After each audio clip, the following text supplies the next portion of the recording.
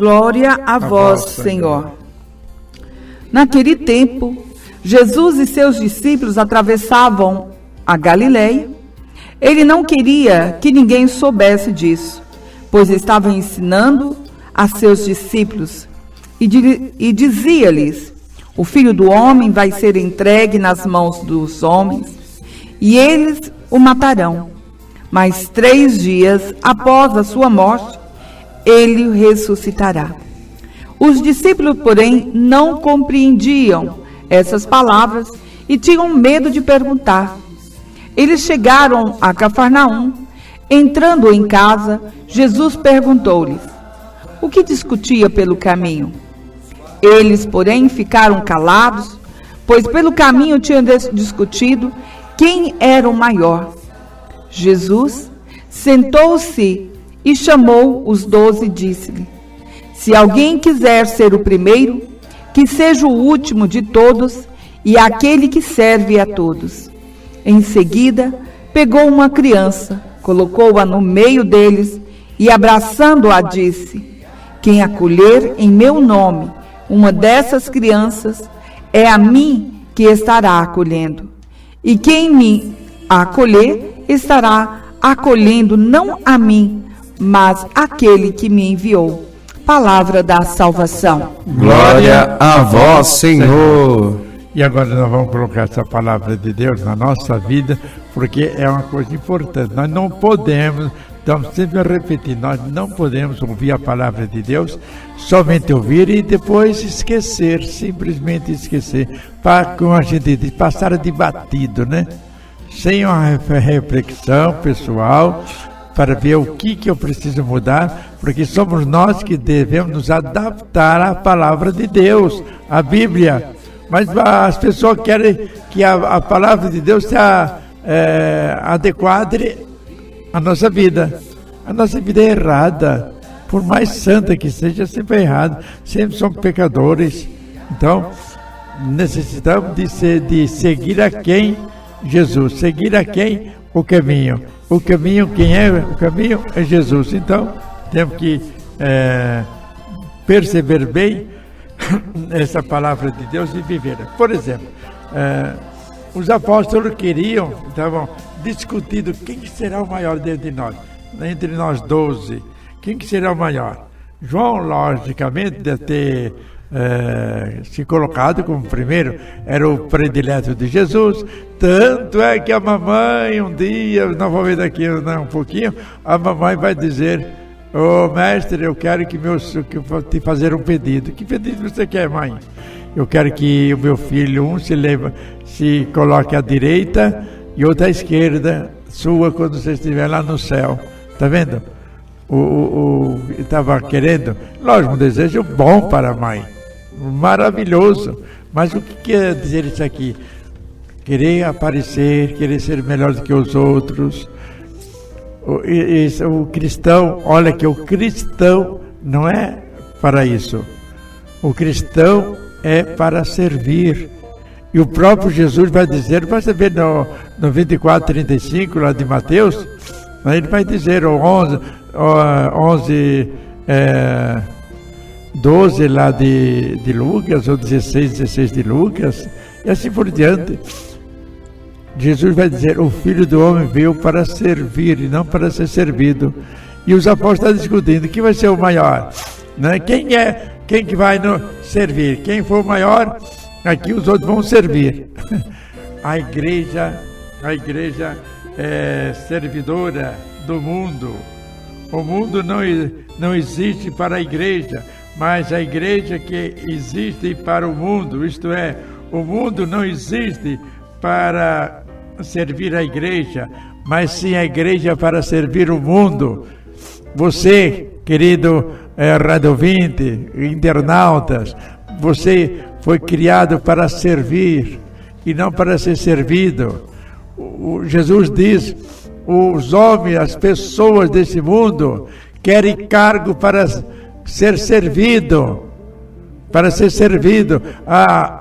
seja qual for o cargo. Quando a gente se senta no lugar, quando o padre chega, por exemplo, numa casa, todo mundo aquela reverência, não sei o que, tá lá, quer servir o melhor, tudo bem. É uma delicadeza, uma gentileza, um reconhecimento, mas o padre não pode ficar pensando que os outros têm a obrigação de servi-lo. Colocar isso bem claro na cabeça nossa, que dos padres, das freiras, de você que ocupa uma posição, você que é patrão, que é patroa, vamos tirar da cabeça isso aqui. Aí eu sou patrão, os outros têm que me servir. Não. Eu vou trabalhar junto com ele e vou servi-lo, vou dar o testemunho de vida. Olhe lá no capítulo 13, 10 lá de João. Jesus lavou os pés dos discípulos e disse: eu vos dei o exemplo. Eu vos dei o exemplo. Vocês façam a mesma coisa que eu fiz.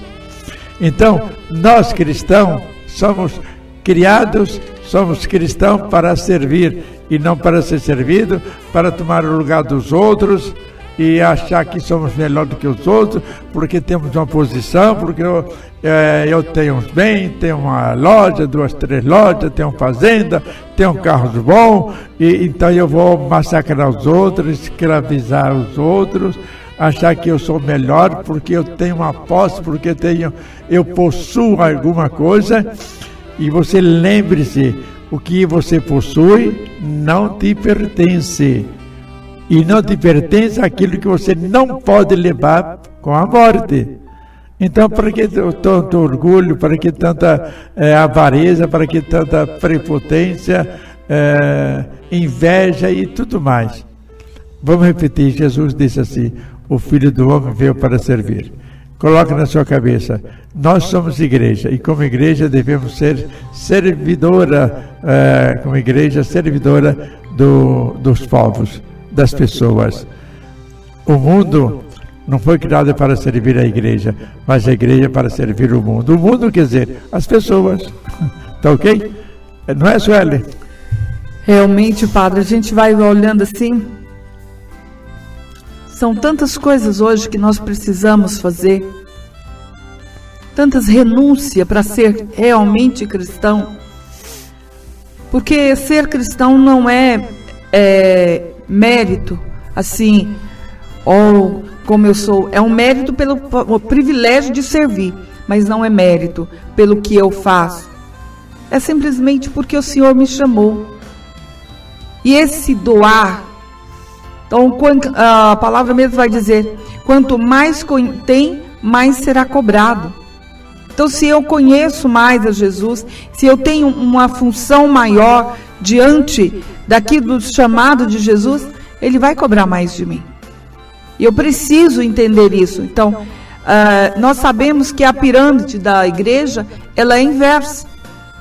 Então, o Papa, ele está a serviço dos cardeais, dos bispos, e assim por diante, lá em cima que está o povo. Então, se nós que estamos aqui na função de evangelizar, a nossa missão é maior. Então, nós estamos para servir aqueles que precisam hoje de uma orientação. Quantas pessoas, padre, ontem eu até fui em Aragarças, num seminário, e uma senhora chegou e ela disse: hoje eu preciso de um abraço. E quando eu a abracei, ela chorou compulsivamente. E aí eu pude fazer oração. Naquele gesto simples, é um servir.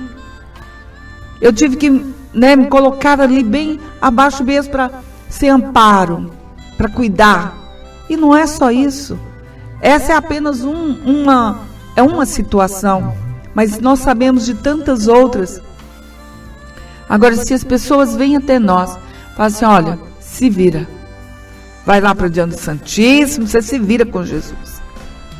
Eu não estaria a serviço do Senhor, muito menos das pessoas. Então, é isso que me faz diferente. É eu poder acolher aquelas pessoas que o Senhor manda até mim. É eu poder amar aquelas pessoas que precisam ser amadas. É eu poder segurar pelas mãos e ajudar a levantar aqueles que precisam ser levantados. E nós sabemos que nós não estamos falando de pessoas que tenham dinheiro. Nós estamos falando de ser humano. Seja ele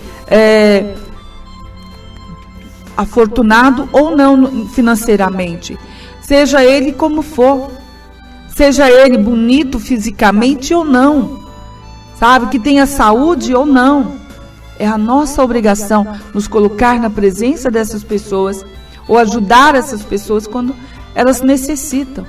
E muitas delas, Padre, elas chegam até nós tão carente, tão se sentindo porcaria.